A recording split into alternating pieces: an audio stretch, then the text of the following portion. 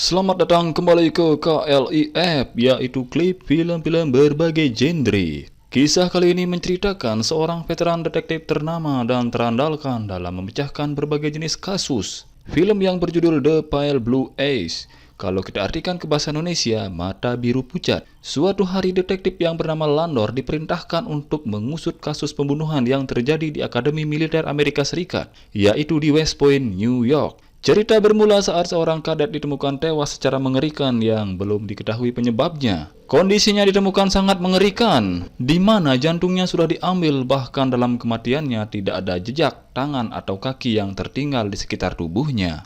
Landor tidaklah sendirian, ia dibantu oleh asisten muda bernama Po. Kemampuan Po dalam menganalisis kasus dikenal sangat baik. Ia bahkan memiliki keterampilan untuk menyelesaikan kasus misteri dengan baik. Landor dan Po mulai melakukan investigasi. Seiring berjalannya waktu, mereka menemukan petunjuk atas kematian kadet tersebut. Namun, tidak disangka kejadian di luar dugaan. Bahkan Po yang akhirnya menemukan pelaku sebenarnya dari kasus pembunuhan misterius tersebut. Baik, biar tidak penasaran, ayo kita lanjutkan.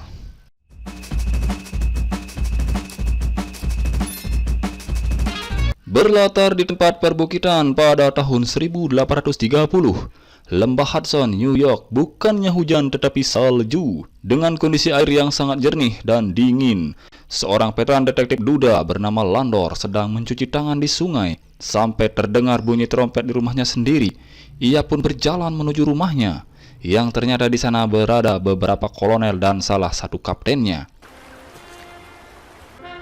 Morning, you?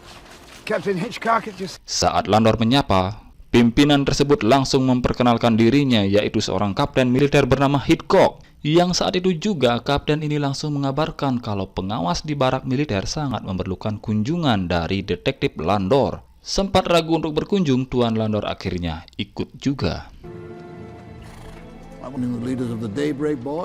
Dalam perjalanan tersebut diceritakan detektif Landor sangat melegenda di antara konstabel kota New York. Banyak sekali kasus yang rumit telah terselesaikan olehnya. Bahkan ia bisa menginterogasi tanpa kekerasan. Sesampainya di Akademi Militer Amerika Serikat, Mr. Landor langsung dipertemukan oleh atasan militer ini. Sempat Mr. Landor menanyakan akan hilangnya putri kesayangannya. Akan tetapi atasan militer ini tidak mengetahuinya dan hanya bisa berduka cita. Tanpa lama-lama lagi, pimpinan Akademi Militer ini langsung memberitahukan alasannya dipanggil ke sini, bahwa salah satu kadet bernama Leroy Frey ditemukan gantung diri kemarin malam. Landor yang berpikir kalau ini kejadian biasa, kemudian dijelaskan lagi oleh pimpinan bahwa jasad dari kadet Leroy Frey dilecehkan. Jantungnya diambil dari dalam dadanya, dan entah siapa pelakunya. Setelah otopsi mayat Leroy Frey, menurut dokter yang bernama Markus, untuk bisa mencapai bagian jantung walaupun menggunakan pisau bedah sangatlah sulit. Luka yang terdapat pada paru-paru dan hati akibat pelaku memiringkan pisaunya agar jantung yang didapat utuh. Yang menjadi pertanyaan Landor, bagaimana jantungnya bisa disimpan? Jawaban dari dokter, kemungkinan besar jantung tersebut dikelilingi oleh es. Jadi dapat diasumsikan oleh mereka bahwa ini bukanlah perbuatan wanita. Tiba saatnya Mr. Landor mengecek lokasi kejadian. Di sana ada seorang kadet bernama Hunton memberikan keterangan sebagai saksi, yang menurut keterangannya mulai pukul 9:30 malam saat ia akan kembali ke barak, ia mendengar sesuatu yang sebelumnya ia anggap itu hewan, tapi ternyata mayat Frey tergantung dan anehnya posisinya seolah seperti duduk di kursi, jadi kakinya masih menyentuh tanah. Karena ketakutan, kadet ini langsung berlari ke barak. Saat Mr. Landor menanyakan apakah ada seseorang yang kau lihat, kadet ini menjawab, tidak. Kembali lagi ke ruang otopsi. Jika dilihat dari pengecekan Mr. Landor, bekas tali pada leher korban tidaklah rapi. Karena kelihatan bekasnya seperti naik turun, tanda kalau korban Frey sempat melawan. Setelahnya datang si Dr. Markus. Saat itu juga Mr. Landor menyuruhnya untuk memeriksa lagi bagian leher belakang korban, yang ternyata bagian itu terdapat semacam memar. Hal itu tampaknya dilewatkan oleh si dokter. Dengan analisis itu bahwa memang benar, seseorang telah membunuh Frey. Saat Mr. Landor membuka jari-jari korban Frey, sangat mengherankan ternyata korban memegang sobekan kertas kecil yang masih berisikan penggalan huruf dari sebuah kalimat. Sobekan itu kemudian dibawa oleh Mr. Landor sebagai petunjuk untuk mengetahui pelakunya. Saat Mr. Landor kembali lagi ke tempat kejadian, tiba-tiba datang salah satu kadet yang bernama Po. bahwa kedatangannya menemui Mr. Landor untuk memberitahukannya petunjuk dari kejadian Leroy Frey yang telah ia simpulkan kalau pria yang sedang Mr. Landor cari adalah seorang penyair. Entah kenapa bisa ia menyimpulkannya seperti itu, tentu hal ini menjadi semakin misteri.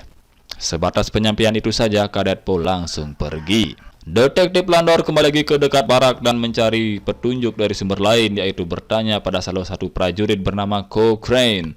Cochrane yang sempat menjaga mayat Leroy Frey di rumah sakit mengaku tidak ada kejadian aneh sampai saat ia digantikan pada pukul 2.30.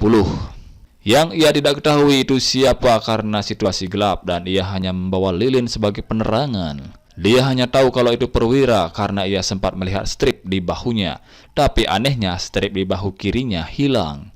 Teka-teki menjadi semakin rumit. Malamnya detektif Landor berkunjung ke bar untuk minum. Di sana ia bertemu dengan wanita pelayan bar ini yang bernama Patsy. Merupakan teman lamanya. Basa-basi sedikit, Patsy langsung menunjuk seseorang yang ternyata itu Kadet Po. Mr. Landor langsung menghampirinya dan mereka berdua berkenalan. Di sini Mr. Landor langsung mempertegas lagi tentang kematian Leroy Frey. Apalagi Kadet Po sempat mengatakan kalau orang yang mengambil jantung Frey adalah penyair. Di sini terungkap alasan Kadet Po menyimpulkan seperti itu karena jantung ia ibaratkan sebagai simbol. Seperti pada lirik lagu dari Lord Suckling, "Ku mohon kembalikan hatiku karena aku tak bisa memiliki hatimu." Jadi anggapannya yang mengambil jantung Frey siapa lagi kalau bukan seorang penyair. Tapi di sini Kadet Po juga mengaku kalau ia adalah penyair, maka dari itu ia berpikir seperti penyair. Terlihat Mr. Landor menganggap ini hanya basa-basi senda gurau. Ia memutuskan pergi tapi sejenak dicegat oleh Kadet Po. Dengan ucapan lebih serius ia meminta Mr. Landor memeriksa kadet yang bernama Logborough. Karena dulu dia merupakan teman sekamar Leroy Frey sampai mereka bertengkar dan sebab pertengkaran mereka tidak diketahui.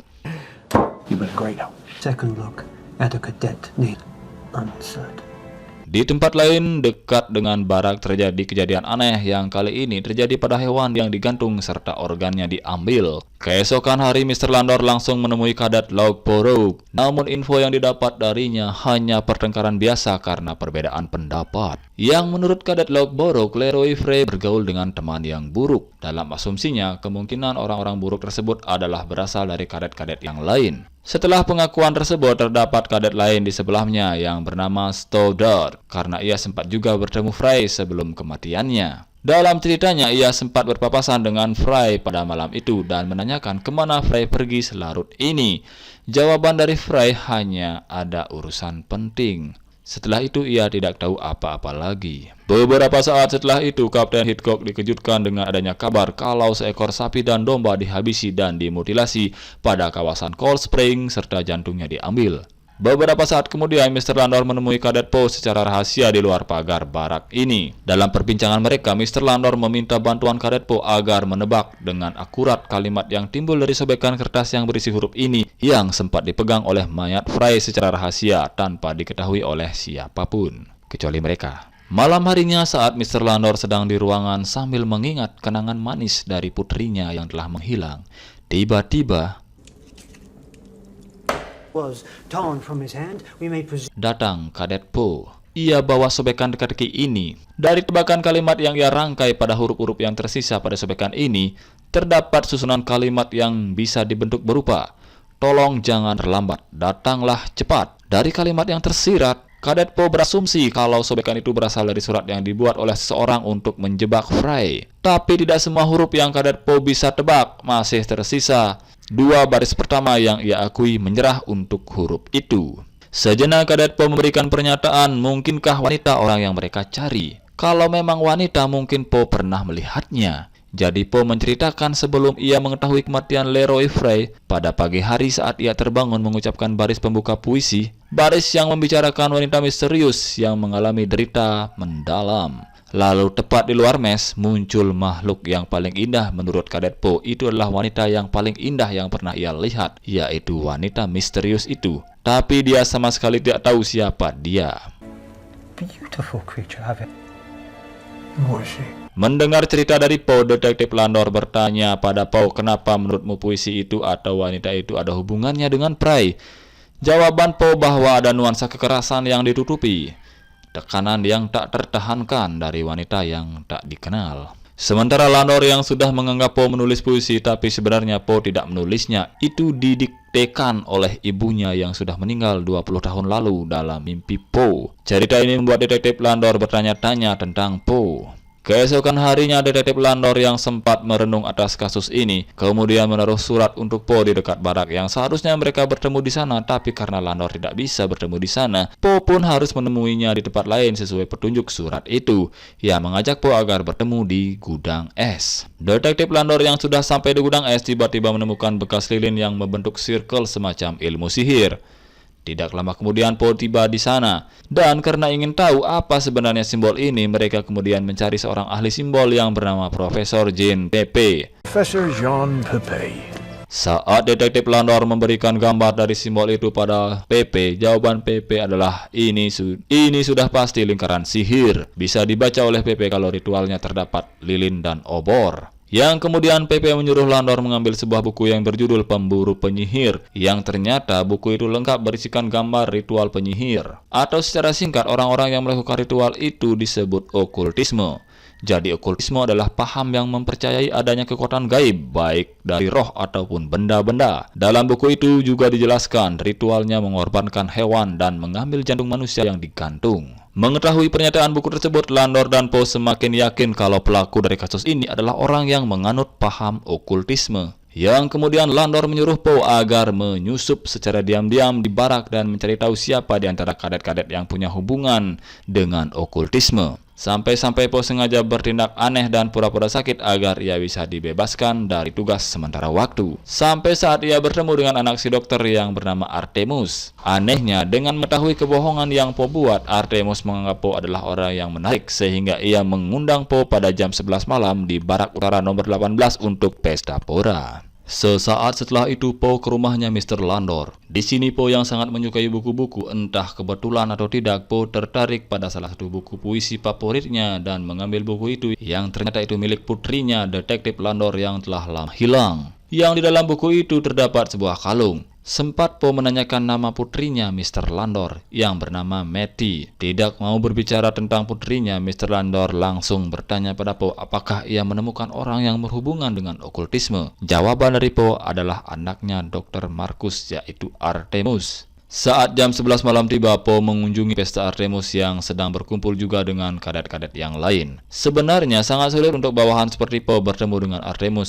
yang sebagai atasannya. Di sana Poe juga berbicara pada kadet yang bernama Ballinger, yaitu teman dekat Artemus. Dalam pesta ini, walaupun salah satu kadet menanyai tentang Mr. Landor pada Poe, Poe selalu menjaga rahasianya dengan Mr. Landor. Di sini Poe mendengar percakapan dari Ballinger dan Artemus tentang kematian Frey. Yang dianggap Ballinger, Frey gantung diri karena putus asa ditolak wanita. Yang kemungkinan menurutnya wanita itu adalah adiknya Artemus. Tapi Ballinger adalah orang yang paling dekat dengan Frey. Sepulangnya Poe dari pesta tersebut, saat ia berjalan tiba-tiba ia dihadang oleh kapten yang menganggap Poe melanggar aturan karena masih berkeliaran tengah malam begini. Kapten yang saat itu sempat curiga dengan Poe atas kematian Frey karena Frey sebelum meninggal juga berkeliaran pada tengah malam seperti ini. Apakah mungkin Poe?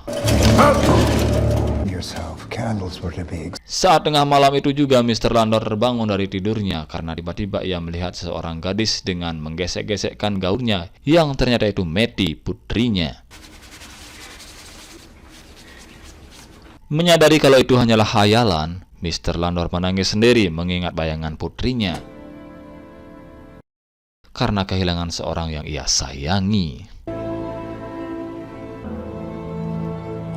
Keesokan hari tiba saatnya jasad Frey dimakamkan. Selesainya ritual pemakaman Frey, Mr. Landor dihampiri ibunya Frey yang sedih. Saat itu ibunya Frey memberikan buku catatan harian Frey selama 3 tahun pada Landor.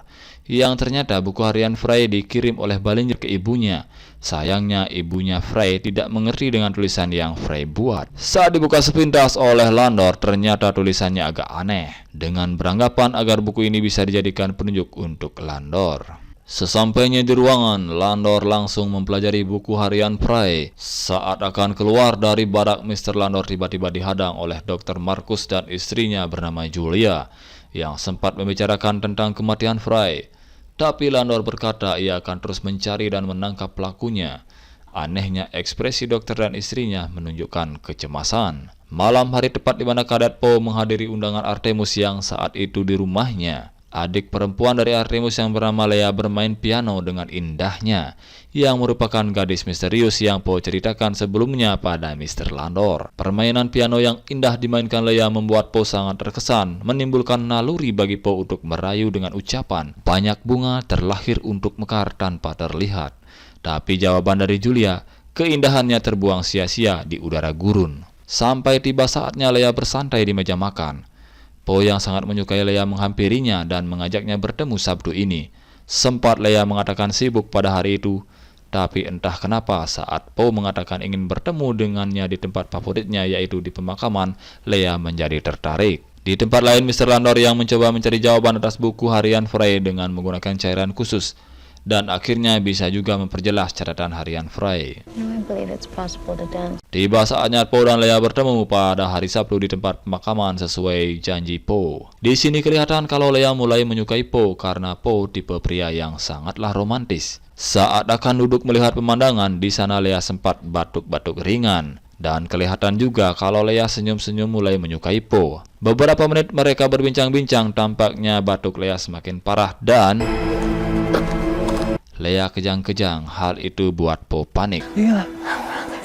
Tapi syukurlah Lea bisa pulih kembali dan mereka berdua berjalan-jalan sambil ngobrol-ngobrol berdua. Sempat Lea mengatakan pada Po kalau ia melihat Po menemukan sesuatu yang tidak ia duga selama ini. Po hanya bisa berterima kasih pada Lea. Malam hari saat Po berjalan sendiri melewati jalan sepi menuju barak, tiba-tiba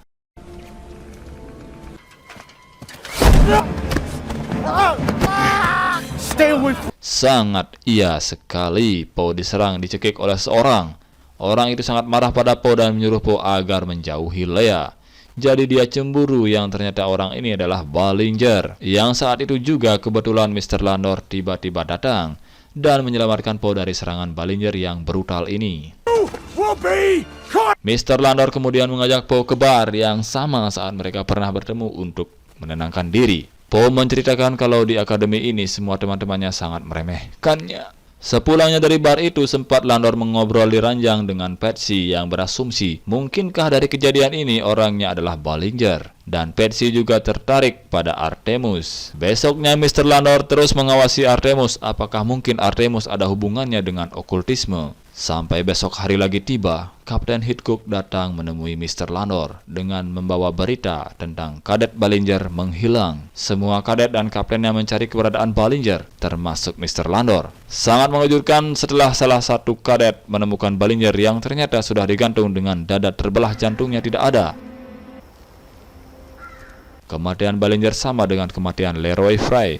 Apa sebenarnya tujuan pelaku ini? Sesampainya di tempat otopsi, menurut Dr. Marcus, pemotongan jantung Ballinger tak serapi Leroy Fry, menimbulkan asumsi kalau pelakunya berbeda. Di sini pimpinan dan Kapten Hitchcock mulai meragukan Mr. Landor, padahal sudah bersusah payah mencari petunjuk, serta Kapten yang sudah mulai curiga dengan Kadet Po, apakah mungkin pelakunya di antara kadet-kadet pada akademi ini. Tapi Landor menyangkal pendapat Kapten ini. Kecurigaan Kapten terhadap Po dimulai sejak ia melihat Po yang berkeliaran saat tengah malam dan sudah mendengar kalau Po yang sempat berkelahi dengan Kadet Ballinger. Mr. Landor yang menyangkal pendapat Kapten Hitchcock karena menurutnya tidak akan mungkin Po mengalahkan Ballinger dan tidak ada hubungannya dengan kematian Leroy Fry. Di samping itu tidak ada kedekatan antara Po dan Leroy Fry. Tapi jawaban dari pimpinan kalau mereka ternyata saling kenal, bahkan Po dan Leroy Fry sempat berkelahi pada musim panas lalu. Tampaknya Po tidak pernah ceritakan itu pada Mr. Landor. Hal inilah yang membuat pimpinan menyuruh Landor mencari bukti apakah benar Po yang melakukannya.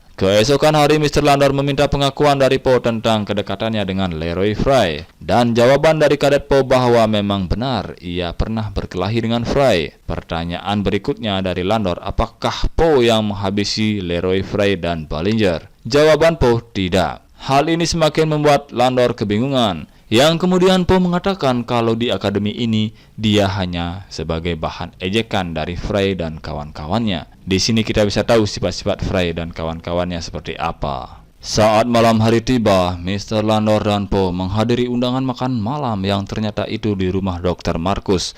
Otomatis di sana juga ada Leah dan Artemus, anaknya termasuk istri si dokter. Dalam perbincangan mereka sempat terjadi kesenjangan antara Artemus yang menyinggung kegiatan Mr. Landor dalam menjalankan tugasnya di akademi ini. Hal inilah yang membuat ibu dari Artemus marah dengan sikapnya. Itu adalah kejadian di meja makan yang membuat canggung. Entah kenapa kematian dari Kadet Ballinger malah menciptakan suasana suram pada keluarga ini, yang kemudian Leah pergi dari meja makan, serta Mr. Landor diajak berpindah ke ruang kerja oleh si Dr. Markus. Dalam percakapan antara dokter dan Mr. Landor, sempat Mr. Landor menanyakan apakah Leah memiliki penyakit. Ternyata jawaban dokter ini benar kalau Leah anaknya memiliki penyakit yang sulit ia jelaskan. Tidak lama kemudian Artemus datang mengajak mereka melihat penampilan Leah dalam bermain piano. Sementara Mr. Landor meminta izin untuk menikmati udara segar. Mungkin sudah naluri dari Mr. Landor, ia malah naik ke ruang atas. Sementara Kadet Po sangat menikmati permainan musik Leah. Entah karena pengaruh suasana, Po tiba-tiba mengatakan kalau ia rela melakukan apapun untuk Leah. But I would do most anything. Kembali lagi ke Mr. Landor yang sengaja memasuki sebuah kamar dan menemukan lemari lalu melihat mantel. Kemudian ia ambil, yang saat ditanyakan kepada dokter kalau itu mantel peninggalan kakaknya si dokter. Sempat si dokter bertanya kenapa bisa ada pada Mr. Landor, yang kemudian dijawab oleh Landor, coba kau tanya pada anakmu Artemus. Yang saat seperti itu tiba-tiba datang Kapten Hitchcock membawa berita kalau ada kadet lain yang menghilang. Mr. Landor kemudian mencari Pepe si ahli penyihir. Saat Pepe menunjukkan siapa sebenarnya orang yang dulu menjadi pemuja setan, hal itu langsung membuat Mr. Landor kembali lagi ke rumah dokter. Di tempat lain, Kadet Po yang bercerita tentang mimpinya pada Leah bahwa ia mengetahui kalau Leah memiliki penyakit yang membuatnya harus berbicara pada orang yang bermata biru pucat, alias orang yang sudah mati. Sesampainya Mr. Landor di rumah Dr. Markus, ia sangat marah karena mengetahui yang sebenarnya kakek dari Dr. Markus inilah yang menjadi seorang pemuja setan. Dan ia juga mengetahui kalau putrinya memiliki penyakit epilepsi dan hanya korban manusia yang dapat menyembuhkannya. Mendengar Mr. Landor yang tahu kebenaran ini, si dokter pun jujur mengatakan yang sebenarnya kalau dulu putrinya sempat divonis hanya bisa bertahan hidup 3 bulan. Sampai suatu hari putrinya datang dan mengatakan kalau ia bertemu seseorang yaitu buyutnya yang ada di buku PP, yaitu orang yang memuja setan bernama Henry Leclerc. Di tempat lain ternyata memang benar ritual itu dilakukan putrinya Leah bersama ibu dan kakaknya Artemus. Dan yang mengejutkan adalah Kadet Po yang ia jadikan korban persembahan agar Leah bisa sembuh dari penyakitnya. Menyadari kalau mereka ada di gudang es, Mr. Landor pun segera menuju ke sana untuk selamatkan Po. Dengan menyedihkan bagi Po, cintanya memang benar-benar dikorbankan oleh Leah. Sangat menyedihkan bagi Po. Cintanya memang benar-benar dikorbankan oleh Leah. Saat Artemus akan membelah dada Po, untungnya Mr. Landor datang tepat waktu. Langsung mengatakan kalau merekalah orang-orang yang selama ini menghabiskan nyawa Frey dan Ballinger. Untuk ritual serta orang yang telah memberikan suatu jebakan pada Frey adalah mereka juga. Perkelahian pun terjadi sampai akhirnya ritual itu gagal karena Leah tertimpa runtuhan kayu yang terbakar dan meninggal. Saat Artemus datang memeluk Leah, ia juga meninggal tertimpa runtuhan kayu yang terbakar. Mr. Landor hanya bisa menyelamatkan Po dan Ibu Markus. Setelah kejadian itu tentunya membuat luka mendalam di pihak keluarga Markus, yaitu ibunya dan si dokter yang telah mengundurkan diri. I hope that won't displease you.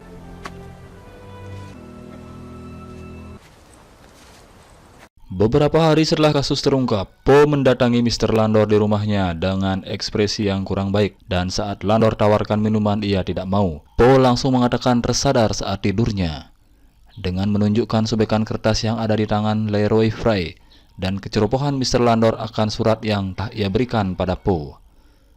Sangat mengejutkan bagi Po apakah mungkin orang yang sama menulis kedua pesan itu.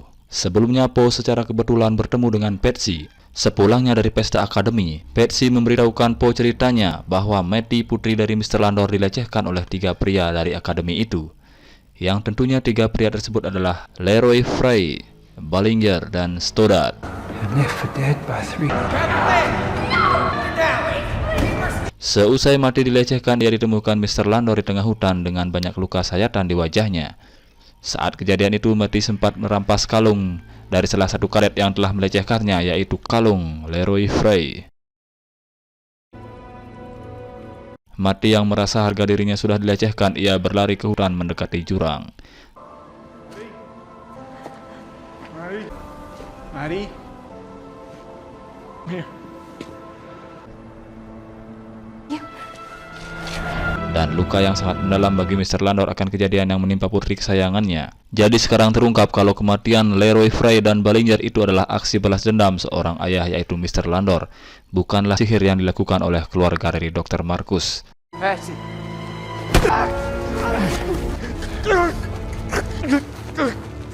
Someone there?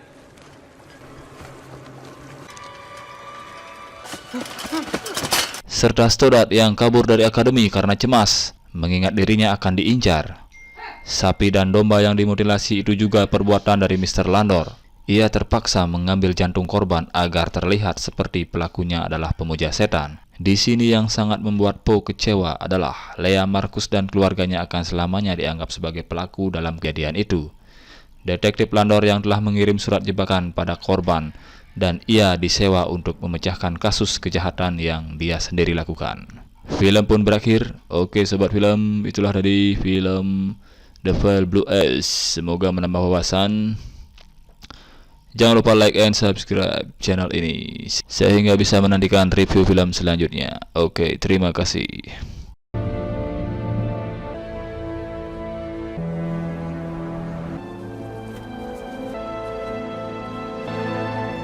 Fresh.